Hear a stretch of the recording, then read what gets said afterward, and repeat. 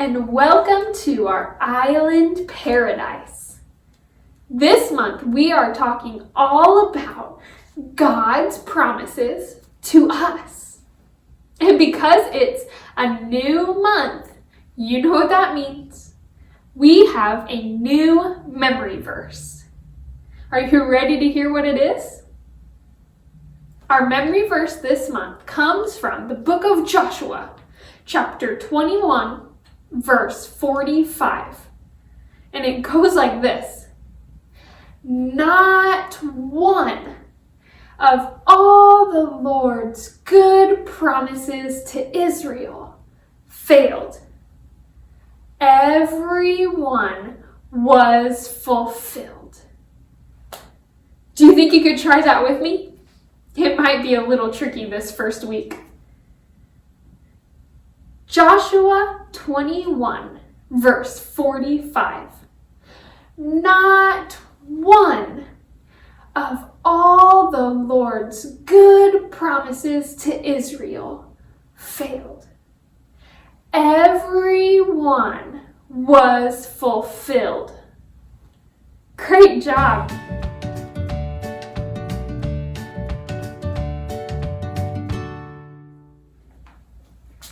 Today, we are talking all about creation. So if you have any Play-Doh at home, I want you to go and grab it because we are going to be using it to create. I've got mine right here. I'm going to choose this color.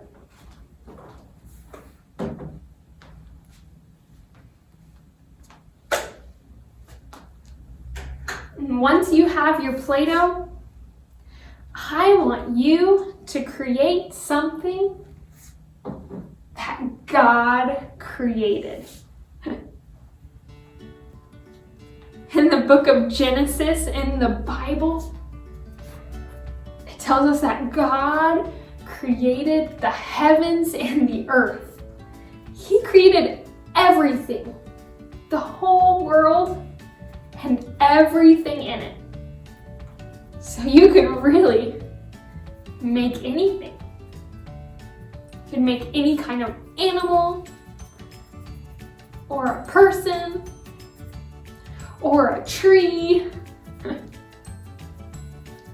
Whatever you want to make. Here's something that I can make with Play-Doh. A snake. Here's my snake.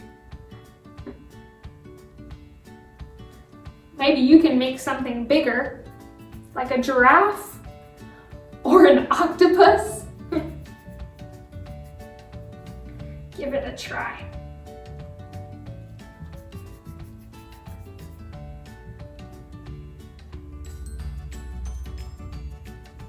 And then, if you want to be super creative,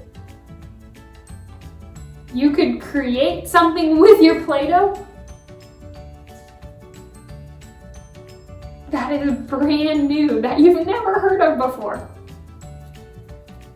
Maybe something like a zebra mixed with a monkey. That sounds a little silly. Or maybe a robot. Get creative with your Play-Doh.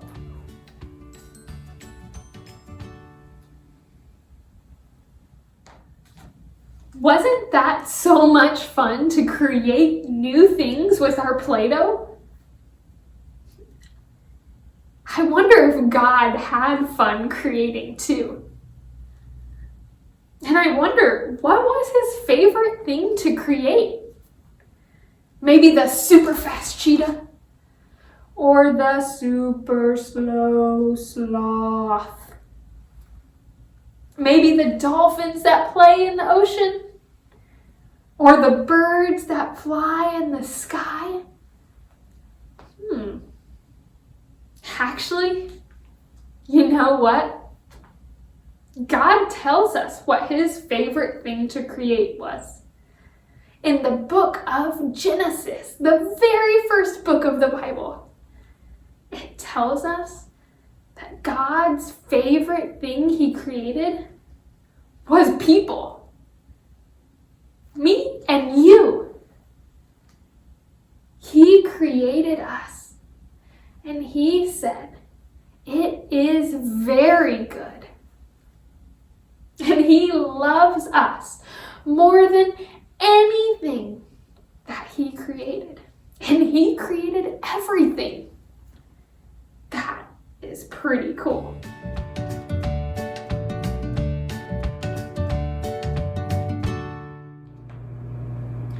When God first created this whole world, it was all good. Some might call it a perfect paradise. But we know in the creation story, things got a little messy and dark with Adam and Eve, the very first people he created. But the good news is that God promises to fix it all. That is our big idea for today. Our big idea is God promises to fix what is broken. Will you say that with me? God promises to fix what is broken. Great job. Now, take some time to watch this silly and fun video to hear more about our story for today. Welcome to Grow TV. Introducing your host, Carl. And your co-host, Cassie. Where we learn, where we grow, and we talk about Jesus. Once again, welcome to Grow TV. Hello everybody! So glad you could be here. And boy, do I have a surprise for you. I want you to meet someone who is very special to me. I was walking through the park one day, and in the middle of the sidewalk there was this beautiful egg. I was stunned. I didn't know what to do, but what I did know was that if he stayed on that sidewalk, he would get hurt. So I took him home. So I present to you, Eduardo. Say hello, Eduardo. He's shy. What's that? Oh, stop. They're gonna love you. He's a little shy. Don't worry, Eduardo, there's no reason to be shy. Carl, Hey, Cassie. are you feeling okay? Yeah, I'm feeling okay. Why do you ask? Really? I mean, you're talking to an egg. Oh, Cass, it's not just any old egg. This is Eduardo. Eduardo? Yes, ma'am. He's the cutest little egg in the world. Not only is a 1 in a million egg, he's a 1 in a dozen. Okay. Did you give him that name? Sure did. Thought of it myself. You like it? Sure. It's interesting. Well, I mean, it wasn't my first choice. You want to hear the other names I thought of? Not really. Great! So at first I thought of Shelly because of the chill. Then I thought that wasn't strong enough of a name. Then I thought of Yoko. Scarlett Yoke Hamilton, Thomas Eggison, Egna, Yokelanda, Lil Yoki, Edgar Allan Poe, Egg Sharon, Egg Xavier, and Greg. Greg? Yeah, like egg. Nice. So what now? Are you guys like best friends now? We are. When we found each other, it just linked. Like two childhood friends who knew each other since childhood. Not gonna lie, that's a little weird. Cassie, you wouldn't understand. It's an egg thing. I guess. You should have seen me. We were playing catch just like the old days. What old days? Back when I used to play baseball. You never played baseball. Oh yeah, I forgot. Carl,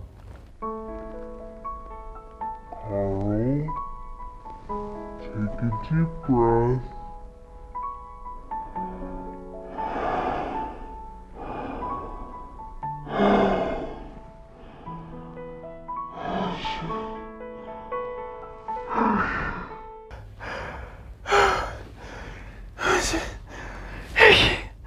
Eduardo! Carl, it's okay. It's not okay!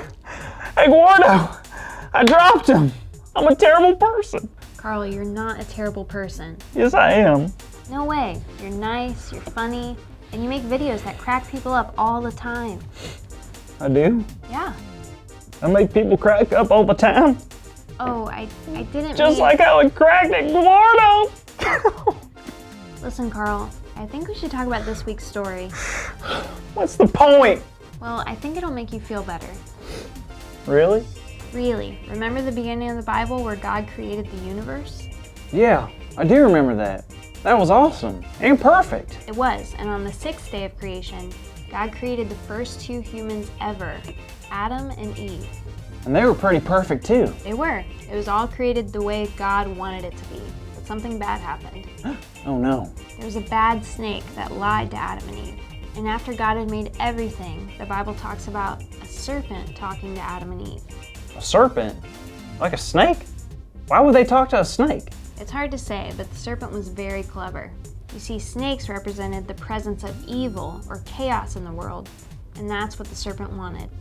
He wanted Adam and Eve to doubt themselves and want something else, something they knew God didn't want for them.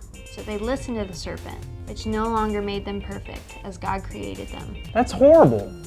This is a sad story. Sure was, but later, in Genesis chapter 3, God made a promise. What promise did God make? God promised that even though people are no longer perfect, God's ways would always be, and that God could make what was broken whole again. So God promised to fix what was broken? Yep. And you want to know some good news? I would love some good news. You just said our big idea. Today's big idea is God promised to fix what was broken. That's right. On the count of 100. No, 3. We're all going to say it together. Ready? 1, 2, 3. God promised to fix what is broken. Woohoo! All right. Good job, everyone. Yeah. So how are you feeling now, Carl? Better. It hurts seeing something that I love broken, but it's cool to know that God can fix things that are broken. Plus, having an egg as a best friend can be really tough.